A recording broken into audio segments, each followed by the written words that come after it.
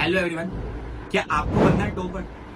अगर आपको बनना है टॉपर और आप क्या क्या करते हो मिस्टेक्स वो जाननी है तो आप इस वीडियो को पूरा देखो। और अगर आपको लगता है कि नहीं मेरा तो वही है, हर साल मैं सोचूंगा कि इस साल पढ़ना है, तारीख पर तारीख, तारीख पर तारीख, तारीख पर तारीख, तारीख पर तारीख।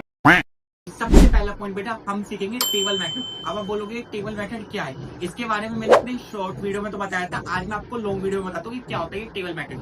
ध्यान से सुनना है बेटा, क्या होता है टेबल मेथड। अगर आपने इस टेबल मेथड को फॉलो किया तो आपके क्या क्या फायदे होंगे। सबसे पहले तो मैं आपको बताता हूँ कि टेबल मेथड बनता कैसे।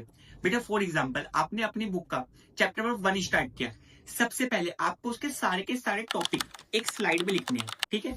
जब आप अपने उस स्लाइड के अंदर उन टॉपिक्स को लिख दोगे तो उसके सामने आपको 3 लाइन ड्रॉ करनी है।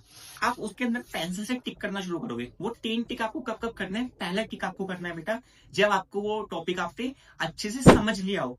उसके बाद सेकंड, अब आपने अगर वो आपको वो टॉपिक समझ में आ गया तो आप उसे पेंसिल से टिक कर सकते हैं। सेकंड नंबर पे आप क्या करेंगे बेटा? सेकंड नंबर पे आपको खुद उस टॉपिक की एक बार प्रैक्टिस करनी है। मतलब आपको लिख कर देखना है कि हाँ क्या मेरे को ये समझ में आ गया या नहीं आया, कोई दिक्कत। और लास्ट टिक आप तब करेंगे जब आप अपना खुद का एक सेल्फ टेस्ट लेंगे। अगर आपने सेल्फ टेस्ट ले लिया और उसमें आपके अच्छे नंबर आ रहे हैं, ठीक है, जितने आप चाहते हो कि आपके बोर्ड में आए या आपके क्लास टेस्ट के अंदर आए उतने अगर आपके मार्क्स आ रहे हैं तो उसके अंदर आप क्या कर सकते हैं? टिक कर सकते हैं। ये तीनों के तीनों टिक आप पेंसिल से क्यों लगाएंगे बेटा? क्योंकि हो सकता है आज तो आपको ये टॉपिक समझ में आ गया हो लेकिन टाइम के साथ आप टॉपिक भूल गए हो, ठीक है। तो आप वापिस तीनों चीजों को अरेज करोगे, इरेज करोगे और वापिस पॉइंट नंबर 1 से टिक करना शुरू करोगे। यस बेटा। सेकंड इंपॉर्टेंट चीज जो मैंने आपको कहा था बेटा वो है रीड एनसीईआरटी। जो भी बेटा आपको बहुत सारे टीचर्स कहेंगे कि आप एडिशनल बुक, आप खुद करते हो ये गलती जो आप पहले से करते आ रहे हो। आप क्या गलती करते आ रहे हो बेटा? आपकी एनसीईआरटी कंप्लीट नहीं हुई और आपने क्या करना शुरू कर दिया बेटा? सप्लीमेंट्री बुक्स, एडिशनल बुक्स को क्या करना शुरू कर दिया? उनको पढ़ना शुरू कर दिया, उनसे क्वेश्चन सोल्व करने शुरू कर दिए।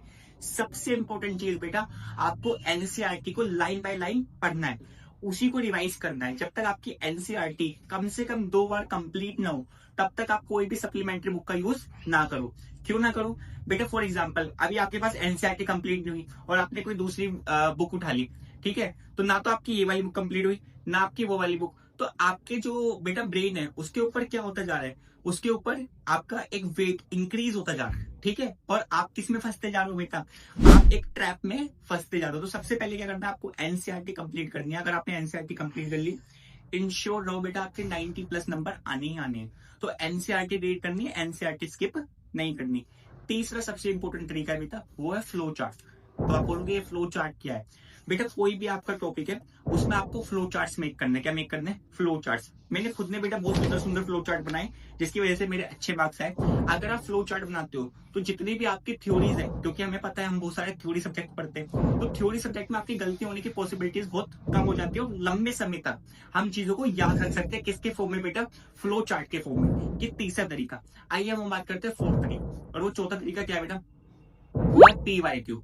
अगर आपने प्रीवियस ईयर क्वेश्चन सोल्व ही नहीं किए तो आप मान के चलिए कि आपके अच्छे मार्क्स आ ही नहीं सकते। जब हम प्रीवियस ईयर क्वेश्चन सोल्व करते हैं तो उससे क्या होता है बेटा? हमें पता लगता है कि हमारे पेपर में किस टाइप के क्वेश्चन आएंगे, ठीक है।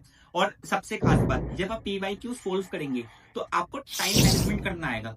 मैंने बहुत सारे बच्चों को देखा है उनके पास बहुत परफेक्ट नॉलेज होती है लेकिन उसके बाद दिक्कत क्या आती है बेटा? उसके बाद जो दिक्कत आती है वो आती है टाइम मैनेजमेंट की। लास्ट और सबसे इंपॉर्टेंट चीज, और वो मैं आपको बता रहा हूँ बेटा, लिखने का तरीका।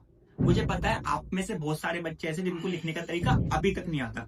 इसके लिए मैं अलग से सेपरेट वीडियो भी बताऊंगा लेकिन मैं अभी आपको समझाता हूँ शॉर्ट में। देखो ध्यान से सुनना। जब आपका एग्जामिनेशन हो तो उसके अंदर जो भी आपके लॉन्ग क्वेश्चन आते उसके अंदर आपको फ्लो चार्ट्स बनाने, उसके बाद स्टार्ट करने की इससे इंट्रोडक्शन से, देन उसके बाद आपको लिखना बेटा बॉडी, उसके बाद कंक्लूजन, और उसके अंदर जितने भी कीवर्ड्स आए उसको आपको क्या करना बेटा? अंडरलाइन। और अगर हो सके आप डायग्राम मेक कर पाओ या फ्लो चार्ट्स मेक कर पाओ। ये कैसे बनते हैं फ्लो चार्ट्स? मैं आपको हर टॉपिक के फ्लो चार्ट्स बनाने के कुछ एग्जांपल दूंगा, वो आपको क्या करना है बेटा? फॉलो करना है। अगर आपने ये चीज कर ली तो आपके जो मार्क्स अभी तक 80 या 85 आ रहे थे वो 95 से 99 में कन्वर्ट हो जाएंगे डेफिनेटली, ठीक है। Thank you.